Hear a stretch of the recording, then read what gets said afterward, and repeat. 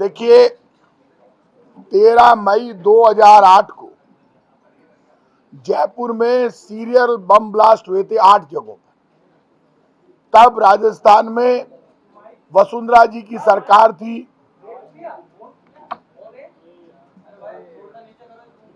BJP सरकार में थी और आप आश्चर्य करेंगे, Bharatiya Janata party bomb blast के 15 महीने बाद, मगरमच्छ के आंसू 15 साल बाद मगरमच्छ के आंसू बहा रही है। सरकार बीजेपी की थी, मुख्यमंत्री वसुंधरा जी थी, जयपुर में बम ब्लास्ट हुए, आपकी सरकार थी, आपकी मुख्यमंत्री थी, आपके पास सब कुछ था।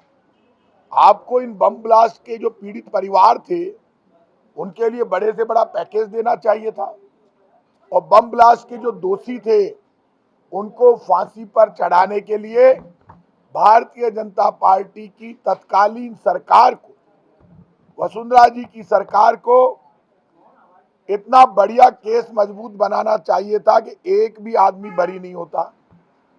वह क्या, हम विपक्ष में थे, आंदोलन कर रहे थे, धरने प्रदर्शन कर रहे थे। हमने तब कहा था अब ये जांच नेशनल इन्वेस्टिगेशन एजेंसी को दे दो। ये कांग्रेस की डिमांड थी। नेशनल इन्वेस्टिगेशन एजेंसी को ये जांच तत्कालीन भाजपा सरकार ने नहीं दी। भाजपा सरकार ने केस की पैरवी ईमानदारी से नहीं की। जयपुर में जो बम ब्लास्ट हुए उसके लिए सबसे ज्यादा जिम्मेदार कौन है? भाजपा। जो सरकार होती है वो जिम्मेदार, उसी को जिम्मेदार ठहराते हैं। तो जयपुर में यदि कानून व्यवस्था पे भाजपा का नियंत्रण होता और भारतीय जनता पार्टी की सरकार का डर होता तो आतंकवादियों की हिम्मत ही नहीं होती बम ब्लास्ट करने की। बम ब्लास्ट हो गए, जयपुर के लोगों का नुकसान हुआ, जयपुर के परिवारों का नुकसान हुआ। कांग्रेस के तमाम नेता मौके पर पहुंचे, मुख्यमंत्री भी पहुंची, बीजेपी वाले भी पहुंचे। तो तब मॉनिटरिंग करके आपको ऐसी मजबूत चार्जशीट पेश करनी चाहिए थी कि बम ब्लास्ट के दोषी बरी नहीं होते। आपने मजबूत चार्जशीट तो पेश की नहीं और आपने कमियां निकालना चालू कर दिया। आप मुझे ये बता दीजिए कि आप जो कमियां निकाल रहे हैं, आपको तो माफी मांगनी चाहिए बीजेपी के नेताओं को, राजस्थान की जनता से, तत्कालीन मुख्यमंत्री वसुंधरा जी को और बीजेपी की सरकार में जितने लोग थे उनको, कि उनकी गलती से बम ब्लास्ट के दोषी रिहा हो गए। राजस्थान की सरकार ने एसएलपी दायर कर दी सुप्रीम कोर्ट में। आतंकवाद का नुकसान कांग्रेस से ज्यादा कोई नहीं जानता। महात्मा गांधी जी को गोली लगी, इंदिरा गांधी जी को गोली लगी, पूर्व प्रधानमंत्री राजीव गांधी जी को गोली लगी, सरदार बेन सिंह को गोली लगी। तो आतंकवादियों ने तो कांग्रेस के नेताओं को मारा है सबसे ज्यादा। तो कांग्रेस आतंकवाद का दर्द समझती है। इनके सबसे बड़े नेता बयान दे रहे हैं जयपुर बम ब्लास्ट को लेकर, इनके सारे नेता नाटक कर रहे हैं। तो भाई साहब, 15 साल बाद बीजेपी के जो राजस्थान के और देश के नेता हैं वो कुंभकर्ण की नींद में सो रहे थे। अब ये नया नाटक चालू किया है कि हम सुप्रीम कोर्ट में उन परिवारों से एसएलपी दायर करा रहे हो, तो राज्य सरकार कर रही है। आप अपने पापों से पापों पर पर्दा डालने के लिए भारतीय जनता पार्टी की तत्कालीन सरकार, जो 13 मई 2008 को जो थी वसुंधरा जी के नेतृत्व में, उनसे जो पाप हुआ बम ब्लास्ट के लिए, वो दोषी है क्योंकि उनकी सरकार थी।